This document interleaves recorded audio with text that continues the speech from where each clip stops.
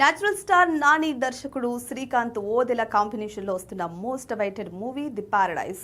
SLV banner పై సుధాకర్ చేర్కూరి ఈ సినిమాను భారీ బడ్జెట్ పై నిర్మిస్తున్నారు. ప్రస్తుతం షూటింగ్ దశలో ఉన్న ఈ సినిమాపై టాలీవుడ్ సర్కిల్స్ లో ఓ న్యూస్ చక్కర్లు కొడుతోంది.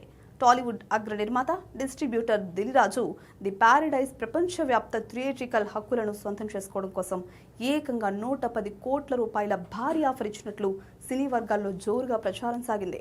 నాని కెరీర్లోనే ఇది అత్యంత భారీ ఆఫర్ కావడంతో ఈ న్యూస్ కాస్త సోషల్ మీడియాలో విపరీతంగా వైరల్ అయింది. అయితే ఈ రూమర్లపై శ్రీ లక్ష్మీ వెంకటేశ్వర సినిమాస్ ప్రొడ్యూసర్ సుధాకర్ చేర్కూరి స్పందిస్తూ పారడైజ్ డిస్ట్రిబ్యూషన్ రైట్స్ కి సంబంధించి వస్తున్న పుకార్లను దయచేసి ఎవరూ నమ్మకండి.